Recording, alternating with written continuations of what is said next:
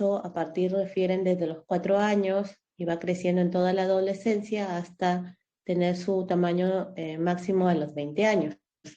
Y el esfenoidal, que alcanza, refieren, el nivel de la silla turca a los 7 años aproximadamente, llega a la parte del dorso de la silla turca en la adolescencia y ya se va posterior a esta o a la base esfenoides en la edad adulta, más o menos igual, ¿no? A los 15 años, por ahí. Los senos paranasales generalmente no pueden ser vistos, por ejemplo, por imágenes o la radiografía desde el inicio, ¿no? Siempre hay un periodo de tiempo, por ejemplo, el maxilar y el etmoidal, que recién se pueden evidenciar radiológicamente, maxilar de 4 o 5 meses y el etmoidal al año. El frontal y el esfenoidal, como no están presentes desde el inicio, sino se van desarrollando conforme el infante va creciendo, no, recién se pueden observar el frontal casi a los 6 años y el esfenoidal casi a los 4 años, ¿no? Esto es importante para que ustedes sepan cuando un niño, un lactante, un preescolar, ¿no? Puedan tener un proceso de este tipo, ¿no? Sabiendo cuáles son los senos que están presentes y cuáles no.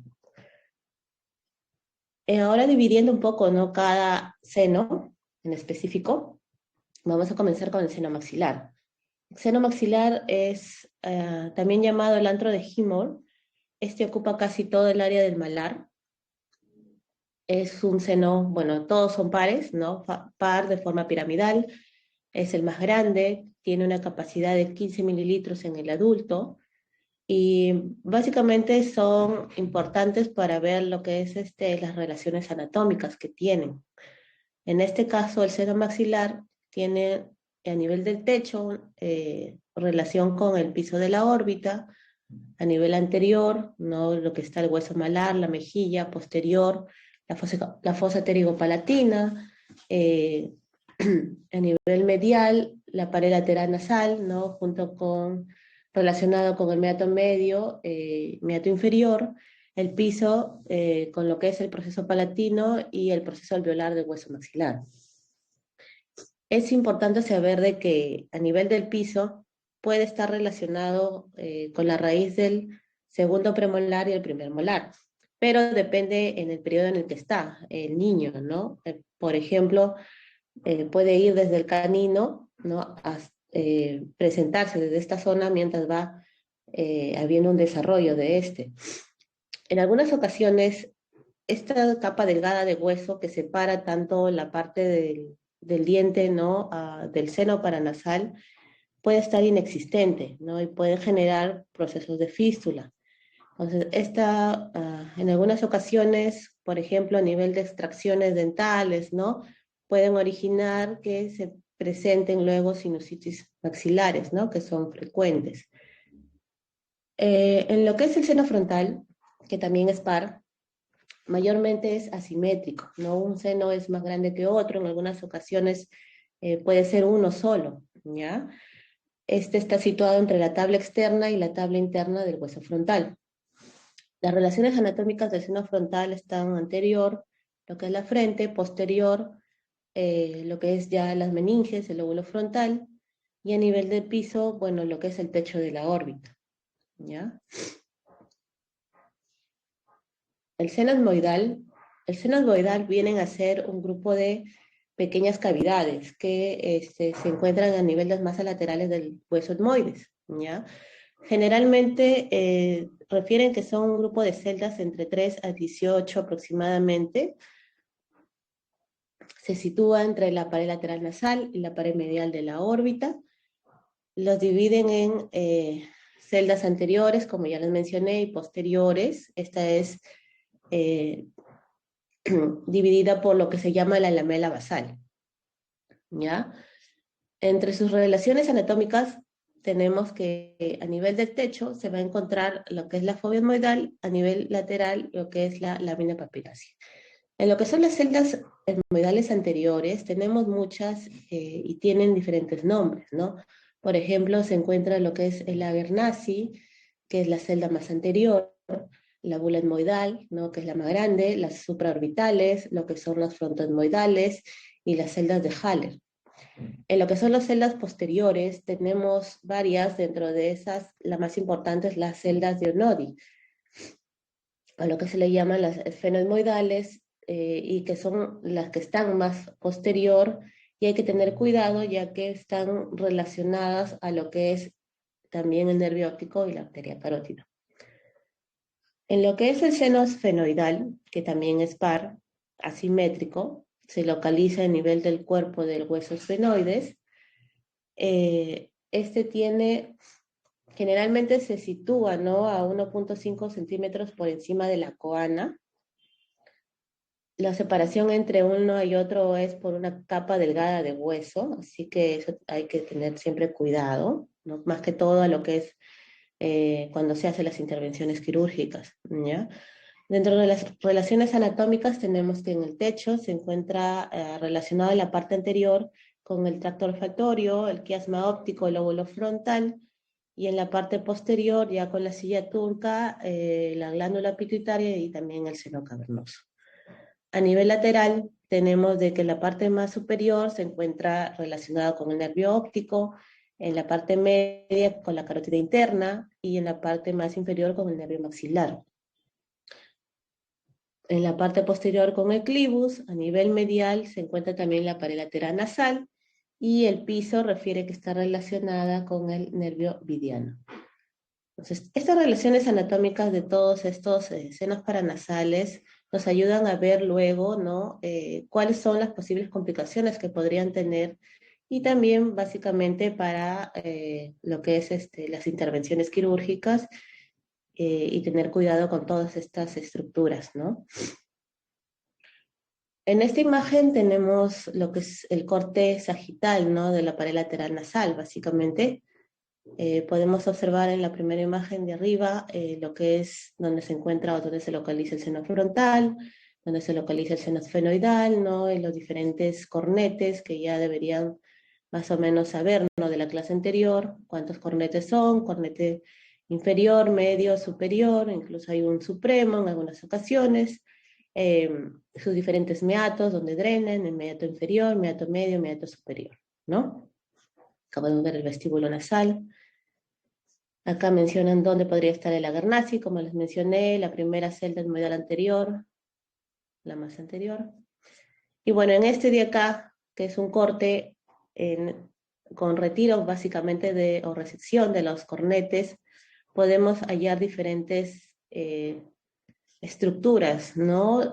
Bien en el meato superior, donde se encuentra el receso esfenoidal, ¿no?, que viene a ser por donde drena el seno etmoidal o el seno esfenoidal, y tenemos también el drenaje o el ostium de drenaje del seno etmoidal posterior.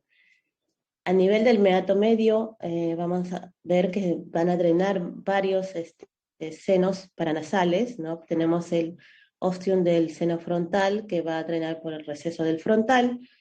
Tenemos el ostium del seno maxilar, tenemos un ostium accesorio también del seno maxilar y el ostium del seno etmoidal anterior.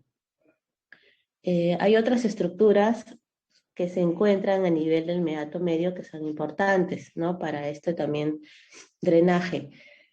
Tenemos uno que es el proceso uncinado, que viene a ser una pequeña estructura ósea, ¿no?, la pared lateral, que se conecta en la parte posterior inferior a nivel del cornete inferior y hacia la parte anterior cambia, ¿no? Mayormente está hacia lo que es la pared lateral nasal, tiene una forma de gancho, ¿no? Detrás de este proceso uncinado hay una depresión estrecha que viene a ser el hiato semilunar. Mayormente este hiato semilunar es un espacio bidimensional que mide entre 1 a 2 milímetros.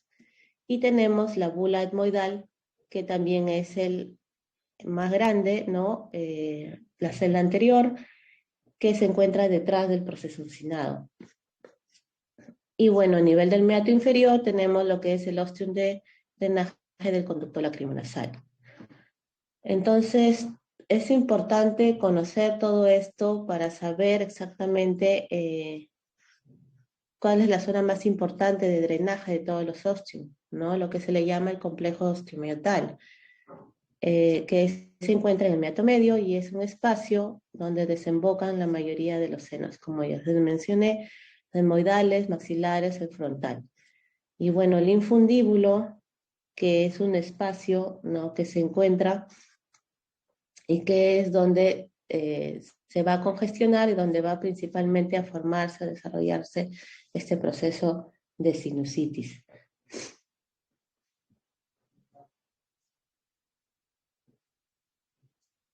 En cuanto a lo que es la fisiología, ya dejando la anatomía, tenemos que los senos paranasales no van a formar o no van a tener un papel importante en lo que es el acondicionamiento del aire inspirado como lo que es el resto de estructuras nasales anteriores, ¿no?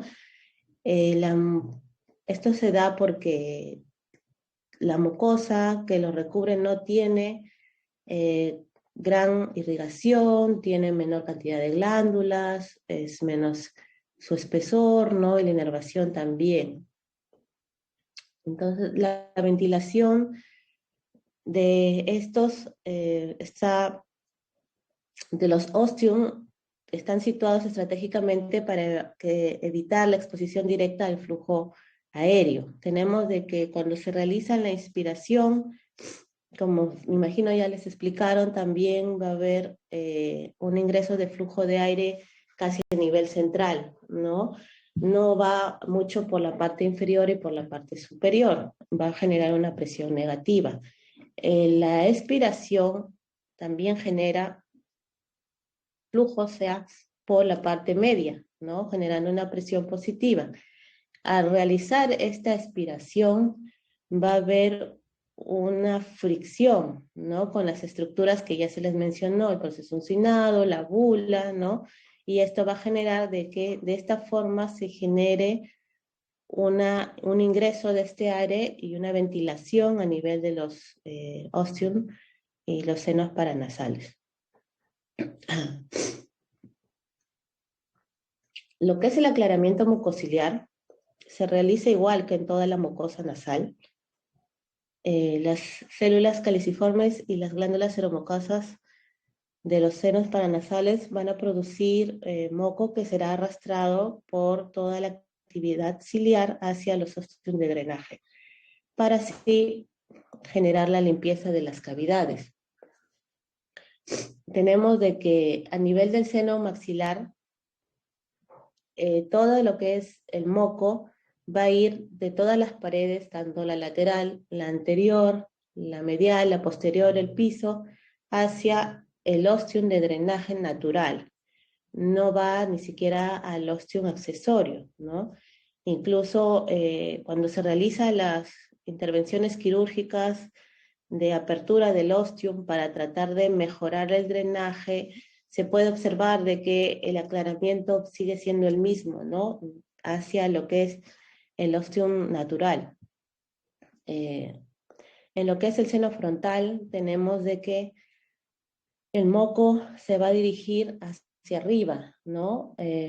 Por el septum interfrontal, va a ir por el techo de la pared lateral y hacia el piso del ostium, hacia el receso frontal, en el lado derecho antihorario y en el lado izquierdo horario.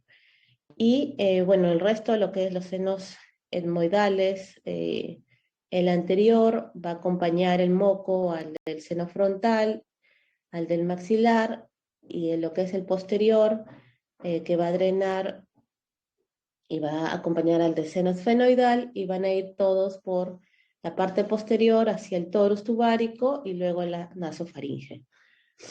Lo que son las funciones básicas de los senos paranasales refieren, como ya mencionamos, no es lo principal el acondicionamiento del aire inspirado, sino más que todo sus funciones es de aligerar el peso del cráneo, ¿no? Porque son estructuras huecas para poder mantenernos erguidos, el aislamiento térmico, más que todo de todas las estructuras que están cerca, ¿no? O sea, por ejemplo, a nivel orbitario, lo que es el cráneo, refieren a un amortiguador en caso de traumas faciales, ¿no? Absorben gran cantidad de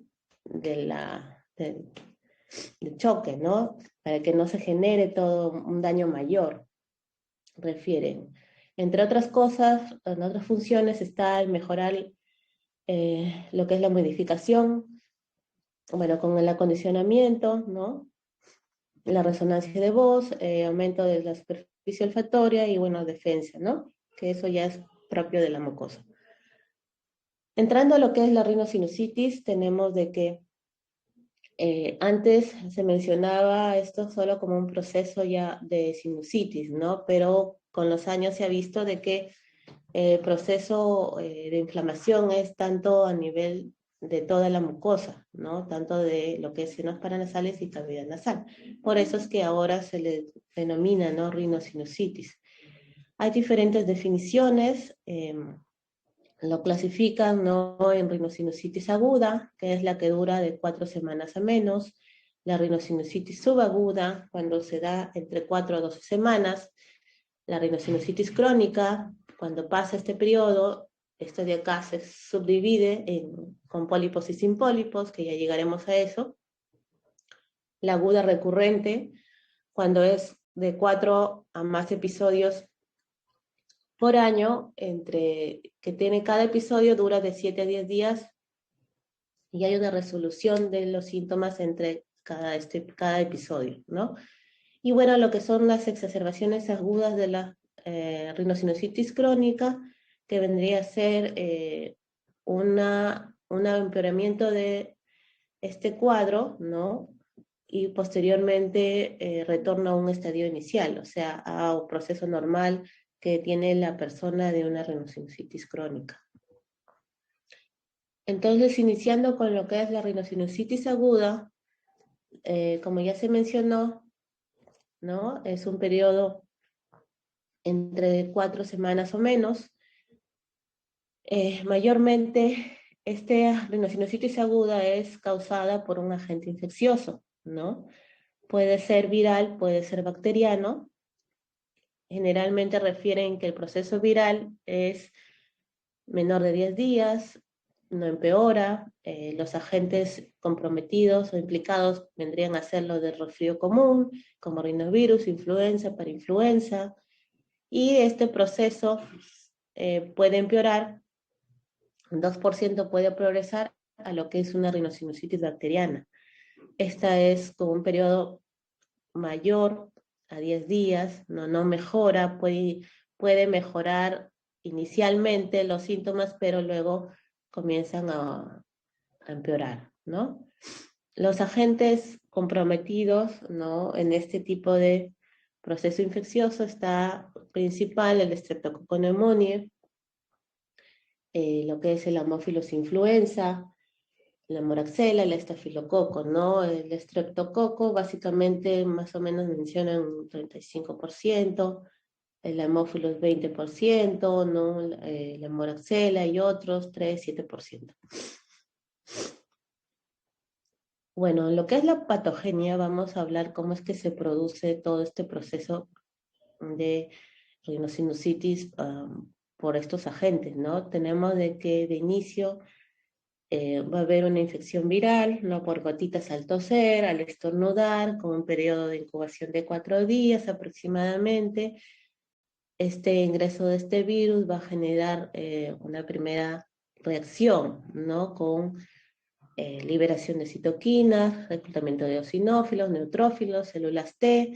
Todo esto origina que se dé un edema de mucosa con inflamación de lo que es los ostium, en la mucosa de los senos paranasales, generando posteriormente hipoxia o dificultad para la ventilación de los senos, disminución del pH, un poco de disminución de lo que es la actividad ciliar. Luego de este se va a producir una mejoría, ¿no? Por acción de la inmunidad del huésped, resolución del edema, recuperación de lo que es la actividad ciliar, la mucosa mejora y eso pasa mayormente en un cuadro viral y ya pasa todo este proceso. Cuando hay un proceso de sobreinfección, en este caso, cuando tenemos edema de mucosa, obstrucción de senos paranasales, va a haber en algunas ocasiones estancamiento de la secreción dentro de los senos, es acá donde puede haber un proceso de sobreinfección, ¿no? Y esto generar ya un proceso mayor de una rinosinusitis con mayores molestias, ¿no? Tenemos entonces otros factores, aparte de lo que son los patógenos que puedan generar o puedan predisponer a que aparezcan estos procesos de sinusitis, por ejemplo, las personas alérgicas, que tienen ya un proceso de inflamación, ¿no? de su mucosa, los niños que tienen hipertrofia adenoidea, que también son reservas o es un reservorio bacteriano, externas como lo que es el tabaco, la polución, que pueden generar o tienen un efecto irritante en la mucosa y pueden aumentar este proceso. En lo que son variantes anatómicas, en lo que es la parte de lo que es el tabique, ¿no? Las paredes laterales nasales, un seno maxilar pequeño, que atresia de coanas, todo esto puede generar deterioro de lo que es la función de la mucosa, procesos de obstrucción, que no haya una buena ventilación. La presencia de reflujos, que también es importante, que se da también en niños, que genera una irritación, ¿no? Una irritación de la mucosa que no está protegida, así como lo que es la parte digestiva, y va a haber irritación y daño, ¿no? Generando un reflujo hasta nasofaringeo, puede llegar, si es que es muy severo, hacia lo que es los senos paranasales, incluso a nivel de la trompa, ¿ya? Los procesos inmunológicos, por ejemplo, déficit de inmunoglobulinas, y bueno, algunas enfermedades crónicas, ya donde hay daño, ¿no? A nivel de la función mucociliar, el daño de células de los cilios, ¿no? Discinesia ciliar, como el síndrome de Cartagener, la fibrosis quística, en donde el moco es un poco más espeso, ¿no? Y es un poco más difícil de que se segregue, ¿no? Y se estanca y esto produce de que genere mayor proceso de infección. En cuanto a la clínica, tenemos de que refiere que hay síntomas que son casi siempre, que están siempre presentes, ¿no? Sea obstrucción nasal, descarga nasal y dolor o presión a nivel facial, mesofacial que le llamamos nosotros. Pero tenemos acá, según la Sociedad Americana de Rinología, no lo clasifican en síntomas mayores, síntomas menores. En este caso, el diagnóstico puede hacerse cuando se tiene dos síntomas o dos signos mayores, uno mayor y dos menores, o cuando ya se observa directamente a la rinoscopía, ¿no? La presencia del moco purulento que está cayendo, ¿no? Por el meato medio. Tenemos de que en cuanto al dolor, el dolor puede variar según el área en donde está comprometido, el seno comprometido, ¿no? En lo que es la sinusitis maxilar, tenemos de que mayormente la persona va a tener dolor a nivel de la región infraorbitaria, la mejilla, lo que es la parte de las encías, ¿no? A nivel superior. En lo que es la sinusitis etmoidal, va a haber dolor en la región lacrimal, periorbitaria, a nivel temporal. Si es frontal, el dolor es en la región supraorbitaria.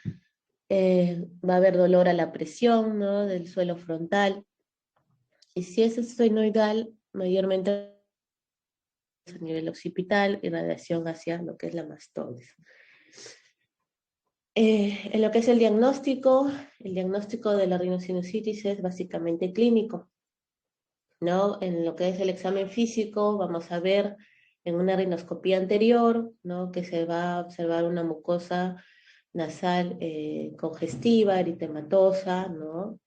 En algunas ocasiones también puede estar pálida, en este caso, por ejemplo, a los pacientes alérgicos, ¿no? Engrosada, eh, va a haber rinorrea, ¿no? En las fosas nasales, mayormente espesa, moco en la parte posterior de la faringe, lo que se le llama la rinorrea posterior, eritema, irritación de la faringe posterior, también por la descarga de moco, por la inflamación del tejido. Y bueno, si se le hace una endoscopía nasal a este paciente con un lente de 0 grados, un lente de 30 o una nasofibrolaringoscopía, pues vamos a observar lo que es principalmente buscar el meato medio, ¿no? Entre el cornete, la pared lateral, nasal, como se ve en la figura, ¿no? Y ver, ¿no? Si es que hay drenaje, ¿no? Por el meato medio, ¿no? Igual, observar las otras estructuras hasta la parte posterior de lo que es las coanas, ver cómo está los adenoides en un niño, ¿no? La nasofaringe, ¿no? Lo que es la trompa también. Todo eso se puede evaluar como una endoscopía nasal. Tenemos de que también se pueden utilizar imágenes, ¿no? No es lo ideal en el caso de un proceso agudo. Como ya se les mencionó, es básicamente clínico, pero se le puede realizar, ¿no? Lo primero y lo que tenemos más a la mano en la mayoría de lugares son las radiografías, ¿no? En este caso, diferentes proyecciones nos podrían apoyar, ¿no? Un poco en lo que es ver cómo son los senos paranasales. Tenemos lo que es la proyección de Waters, de Catwell, la proyección lateral, ¿no? Que son pruebas, como refiere aquí, poco específica, lo que podríamos observar en una radiografía, en una sinusitis aguda, sería un velamiento, ¿no? Un nivel hidroaéreo, a nivel del seno paranasal, pero no siempre se puede observar, ¿no? Tenemos las tomografías que son mucho mejor, nos ofrece un mejor rendimiento diagnóstico, nos ayuda más, ¿no? Y podríamos más que todo pedirlas en caso de que nosotros sospechemos, ¿no? De que esté el paciente generando complicaciones o queremos observar bien la anatomía, veamos algo extraño, no una desviación de tabique, no una corneta más grande, entonces para poder observar toda la anatomía interna, ¿ya? Y bueno, la resonancia, que es algo que no se usa mayormente en los cuadros de rhinosinusitis aguda, salvo que uno esté pensando en que hay un proceso expansivo o que hay alguna complicación severa, ¿no? El paciente ya está con complicaciones intracraneales, ¿no? Pensando en otro tipo de sinusitis, ¿no? Como la micótica, fúngica, mayormente en inmunodeprimidos.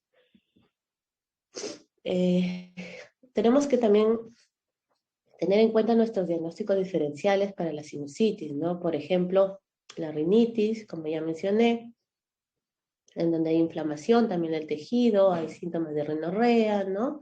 Algunos pacientes son también asmáticos, la presencia de un cuerpo extraño, en donde también genera inflamación, rinorrea purulenta, ¿no? Mayormente esta es maloliente, y la mayoría están o son unilaterales, ¿no?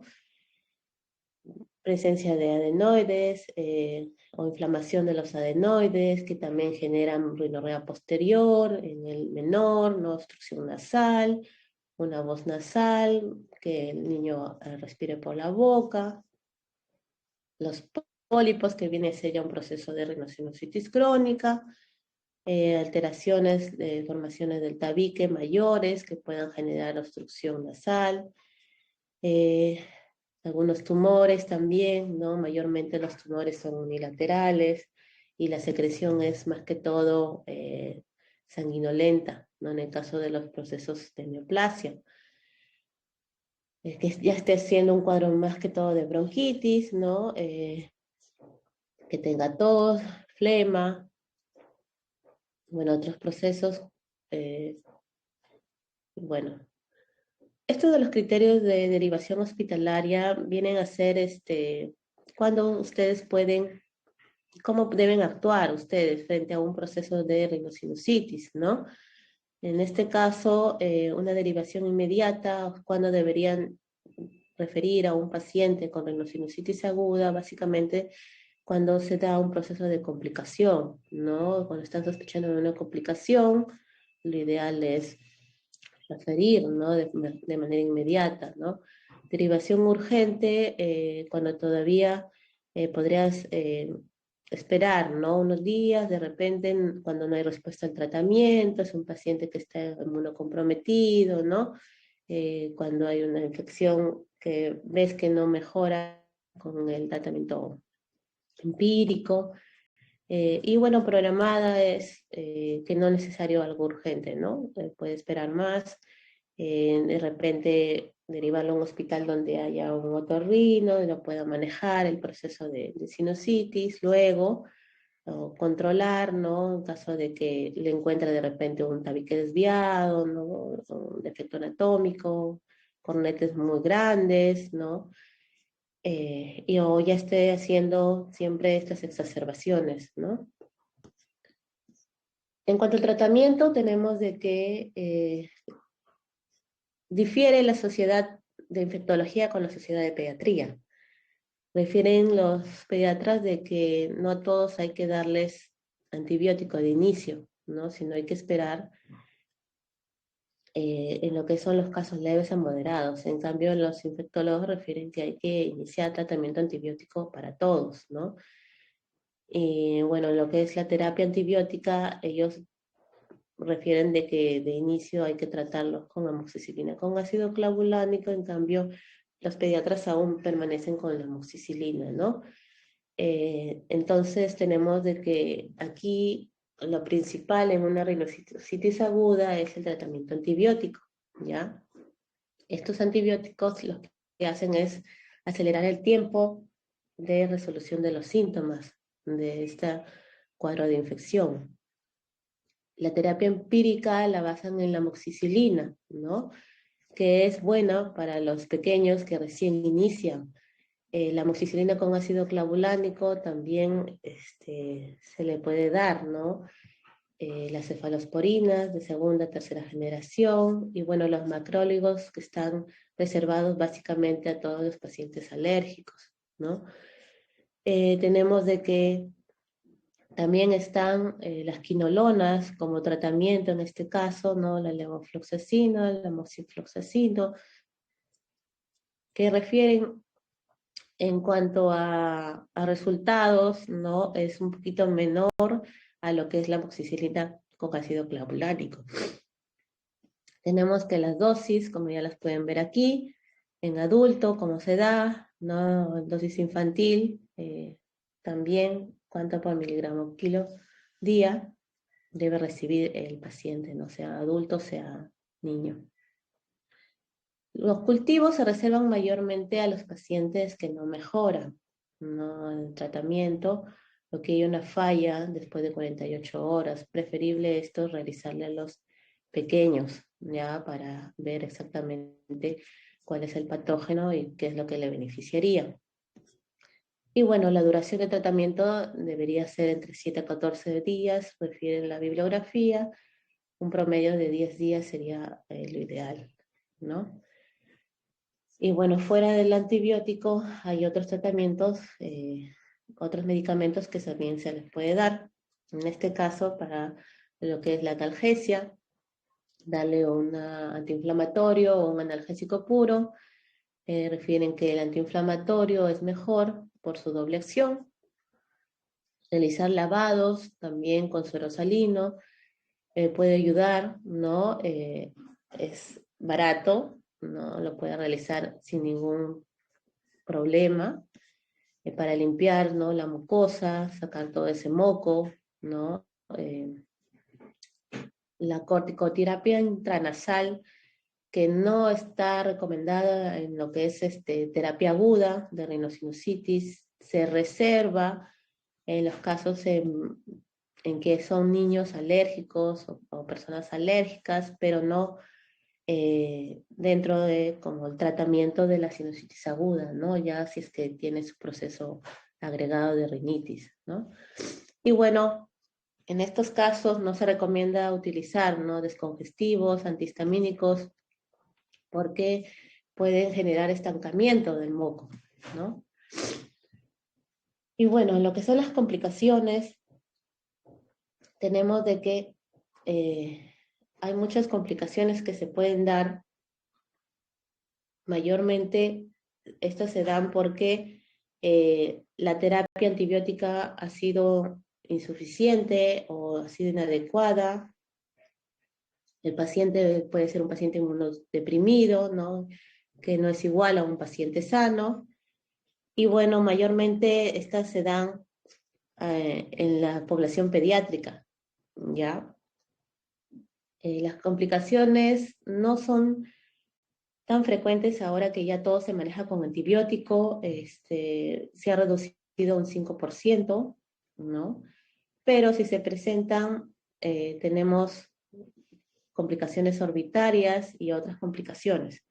Las complicaciones orbitarias, tenemos de que en este cuadro se clasifican en 5, ¿ya? Entonces, el estadio 1 vendría a ser una celulitis periorbitaria o una celulitis preseptal, en donde como signos clínicos está el edema del párpado superior, sin cambios visuales o extraoculares. En lo que es estadio, la celulitis se localiza fuera del periósteo de la cavidad orbitaria. Generalmente esta se puede presentar hasta en adolescentes. Mayormente el seno que genera estos procesos es el seno etmoidal, que está más cercano. En lo que es el estadio 2, ¿no?, la celulitis orbitaria, o la que también se denomina la postseptal, ya va a darse cuando la infección va a atravesar este periósteo orbitario, pero no llega a alcanzar la grasa orbitaria. Entonces, en estos casos, va a haber edema palpebral, hiperorbitario, proptosis, quemosis, movimientos extraoculares. El estadio 3, cuando ya se forma el absceso, ¿no?, a nivel superióstico, o sea, va a haber pus, ¿no?, localizada entre el periósteo y el hueso orbitario. Los signos clínicos: va a haber desplazamiento del globo ocular, ¿no?, va a haber ya mayor afectación de los movimientos extraoculares, va a haber afectación de la agudeza visual, ¿no? El estadio 4, cuando haya absceso orbitario, la localización de pus es dentro de la órbita. En este caso puede haber una proptosis grave, ¿no? La oftalmoplejía, lo que es alteración visual, ¿no?, que puede llevar ya a un proceso de ceguera. Y bueno, en lo que es la complicación más grave, ¿no?, que no es tan frecuente que se presente, que es lo que es la trombosis, ¿no?, en donde hay un embolo o un trombo, en este caso séptico, que va a generar que se vaya a lo que es el seno cavernoso, ¿no? Y va a producir, en este caso, dolor, ¿no?, quimosis, proptosis, oftalmoplejía, ¿no? Y puede ir hacia el otro ojo, ¿no?, en la parte contralateral. Es un proceso ya de sepsis. En lo que es el tratamiento, mayormente hasta el proceso de celulitis se puede esperar, ¿no?, a un tratamiento básicamente endovenoso, antibiótico endovenoso, ¿no? Si ya tenemos, esto puede esperar hasta 48 horas. Si es que vemos que no hay una mejoría con el antibiótico endovenoso, entonces procedemos a hacer ya la intervención quirúrgica, ¿no? En el caso del estadio 3, 4 y 5, netamente ya es quirúrgico, ¿no? Hay que drenar, hay que ingresar a retirar esa secreción, ¿ya? Entre las otras complicaciones tenemos complicaciones endocraniales, que son cuando se forma ya abscesos, por ejemplo, viene del seno frontal, ¿no?, el cuadro, la rinosinusitis, va a haber una infección, formación de abscesos a nivel epidural, subdural, un absceso cerebral, puede generar ya infección de la meninge, llegar a cerebro, ¿no? Producir también trombosis. En estos casos se hace, ¿no?, la terapia conjunta, antibiótico con drenaje neuroquirúrgico, drenaje endoscópico, ¿no? Acá entraría a tallar también el neurocirujano. En lo que es otros tipos de complicaciones, tenemos también las que es las complicaciones óseas, ¿no? La presencia de una osteomielitis, mayormente se presentan en pacientes inmunodeprimidos, ¿no? Igual en estos casos hay que dar una terapia conjunta, antibiótico de amplio espectro, drenaje, ¿no? Limpieza de los huesos afectados. Tenemos también otro tipo de complicaciones que no están acá, que vienen a ser la presencia de los mucoceles, los pioceles, ¿no? Que son lesiones quísticas que se producen tras obstrucción de lo que es el conducto de drenaje de los senos paranasales, se forma un exudado dentro. En el caso del mucocele, este puede lesionar, ¿no? Lo que es las paredes donde está del seno paranasal. Si es que este se infecta, va a formar el piocele. Mayormente estos se dan en edad adulta, de 40 a 50 años, más frecuente encontrar los mucoceles a nivel del seno frontal, y bueno, es netamente quirúrgico, ¿no?, su tratamiento. En lo que es hablando ya de la rinosinusitis crónica, tenemos de que, como ya les mencioné, mayor de 12 semanas, se subclasifica en sin pólipos y con pólipos. Hay diferentes factores que también predisponen, casi parecidos a lo que es la rinosinusitis aguda. Tenemos variantes anatómicas, deformaciones que generan de que este proceso siempre se presenten, ¿no? Por ejemplo, presencia de una concha bulosa, los tabiques desviados, cornetes medios paradójicos, que un proceso sinado esté neumatizado, ¿no?, o lleno de aire, gran cantidad de celdas de Haller que pueden disminuir la opción de drenaje, ¿no?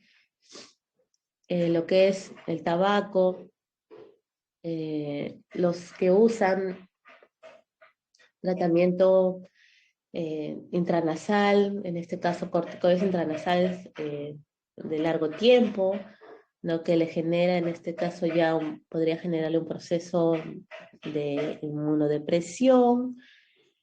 Los pacientes inmunodeprimidos con deficiencias, ¿no?, en este caso primarias, por ejemplo, de inmunoglobulinas adquiridas, ¿no?, los pacientes con VIH, los que están en quimioterapia, pacientes con leucemia, los que usan corticoide de largo tiempo, los que van a ser trasplantados, tenemos lo que ya mencionamos, problemas de discinesia ciliares, los niños con fibrosis quística, tenemos ambientales, como ya mencionamos también, los químicos tóxicos, los que trabajan, ¿no?, con este tipo de sustancias nocivas, gases, pueden generar irritación, ¿no?, a nivel de lo que es la mucosa nasal.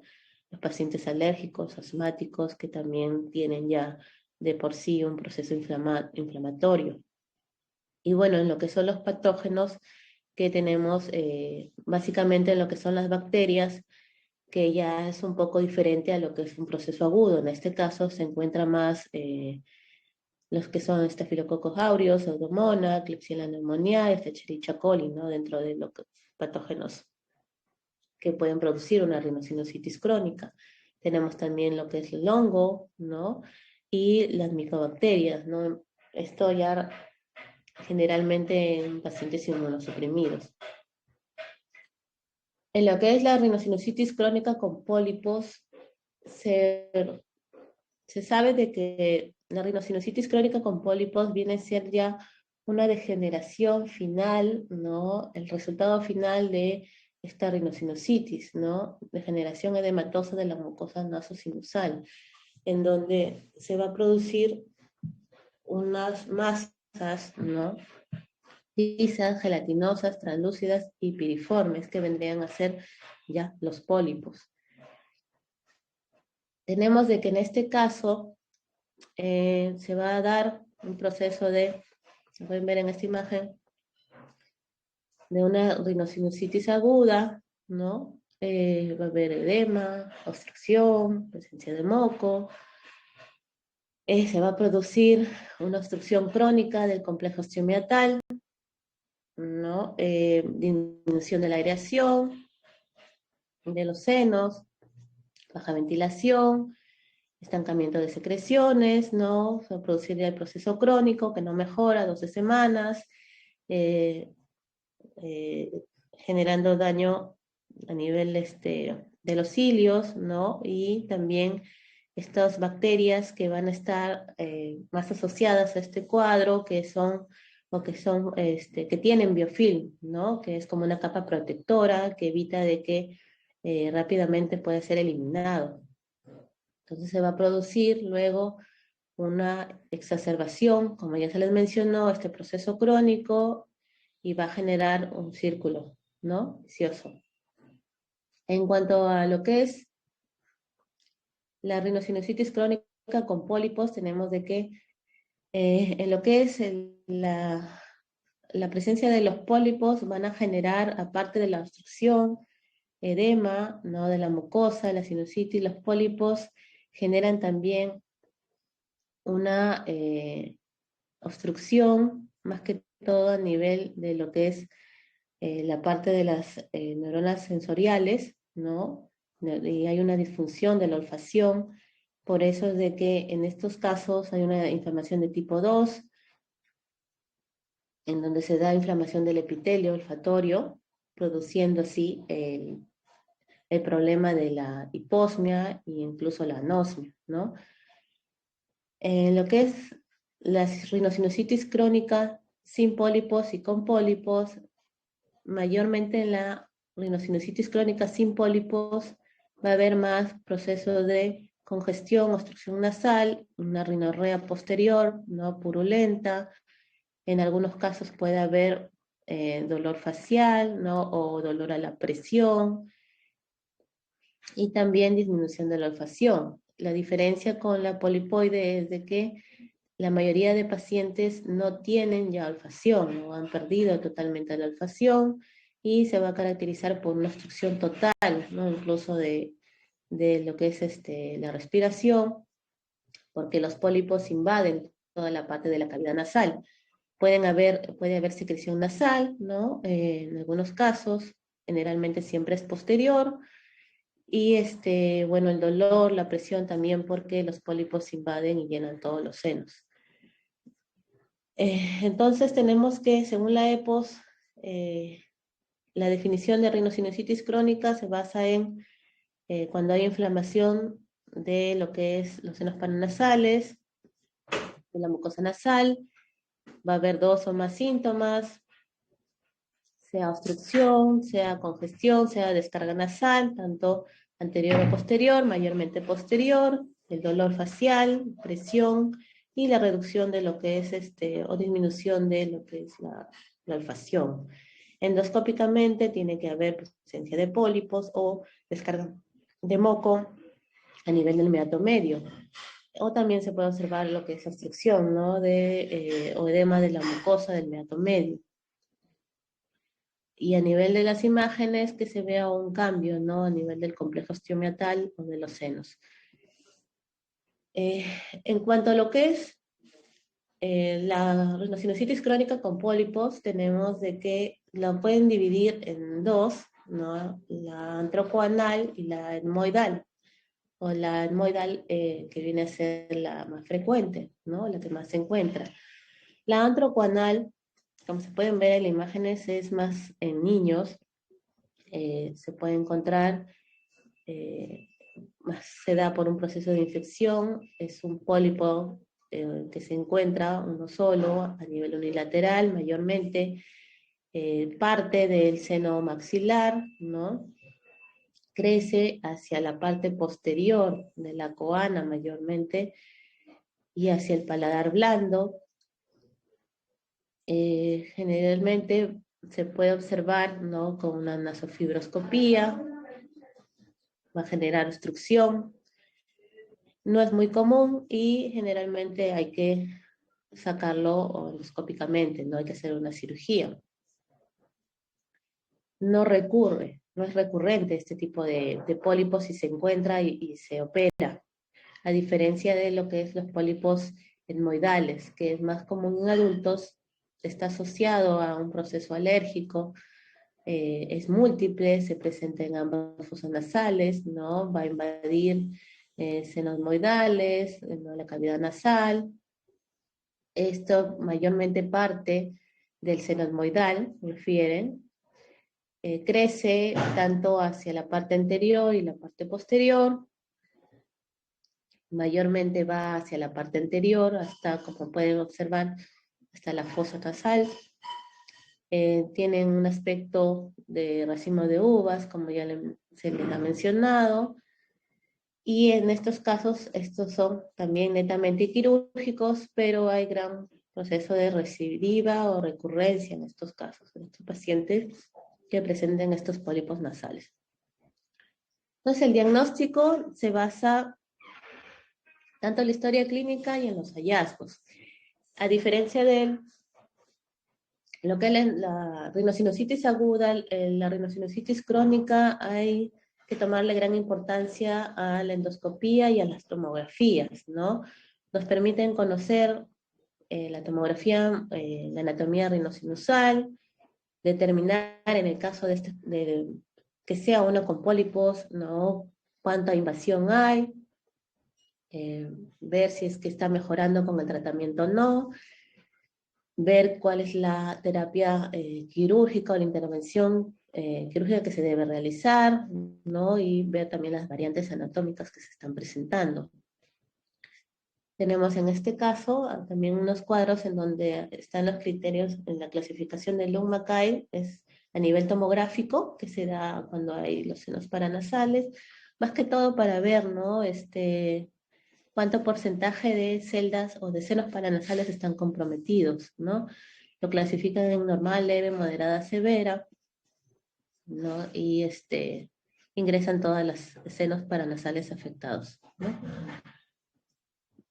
En lo que es el tratamiento, si bien en el cuadro agudo lo principal es el antibiótico, en el cuadro crónico ya no lo es, ¿no? En el cuadro crónico lo principal y lo que mencionan mayormente es el uso de los corticoides nasales, ¿ya? Los antibióticos también se pueden dar, en este caso cuando nosotros tengamos pacientes que están con esta rinorrea purulenta, porque la mayoría de procesos crónicos los pacientes no tienen gran descarga de moco, ¿no? Tienen más molestia sienten presión un poco, sienten congestión, ¿no? Pero no hay esa descarga de moco purulenta, verdosa, ¿no? Los antibióticos podemos utilizar lo que es las quinolonas, básicamente, ¿no? Utilizar además las irrigaciones nasales, que también son muy importantes en los procesos crónicos para limpiar lo que es la fosa nasal, destruir estos biofilms que se forman, ¿no? Permitir una mejor adherencia del corticoide nasal utilizado, ¿no? Acá también tener lo que son los antialérgicos, ¿no? Los pacientes que tienen estos procesos ya de rinitis, de asma, ¿no? Utilizar, ¿no?, su terapia adyuvante, ¿no?, el manejo del asma, por ejemplo.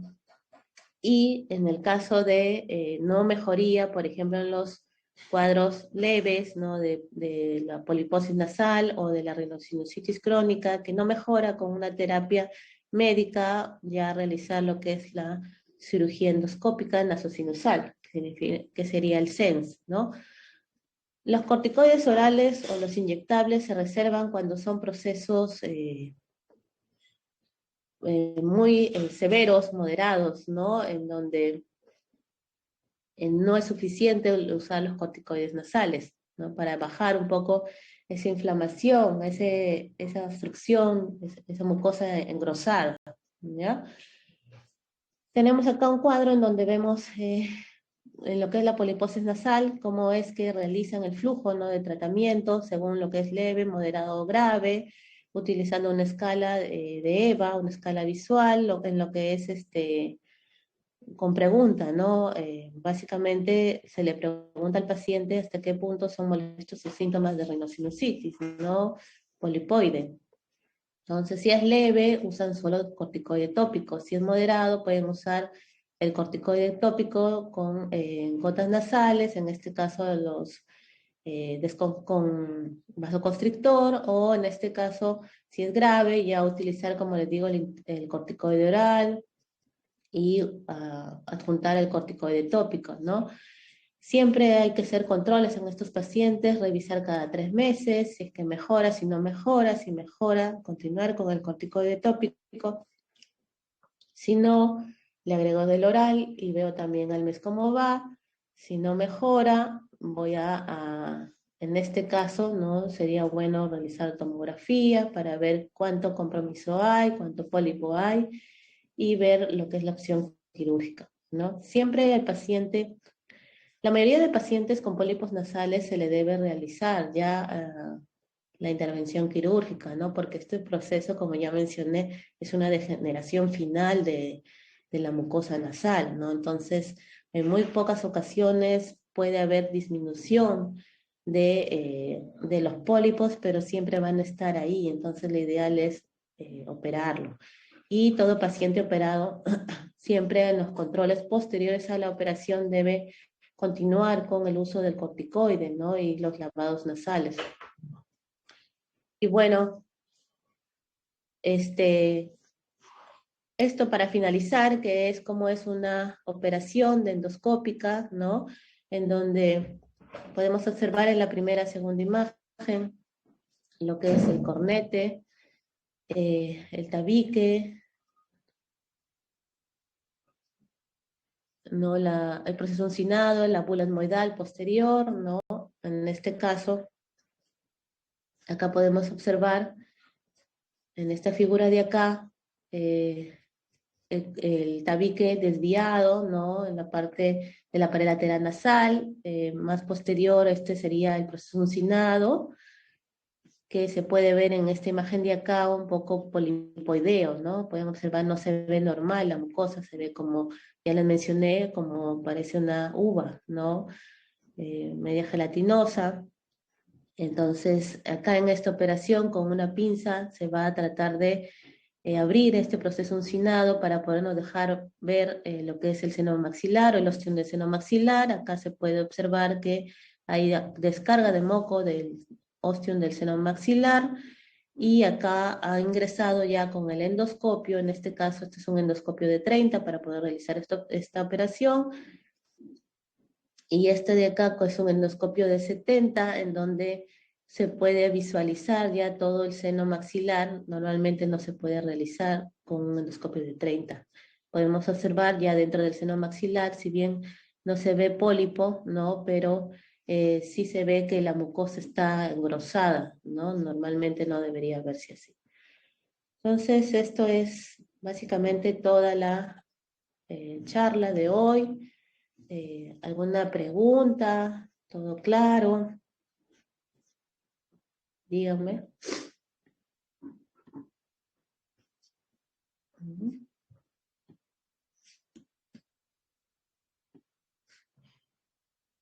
¿Todo bien, chicos? Sí, doctora. Sí, doctora, doctora. todo claro. ¿Claro? Muy bien. Entonces, conmigo hasta aquí. Creo que les ha dado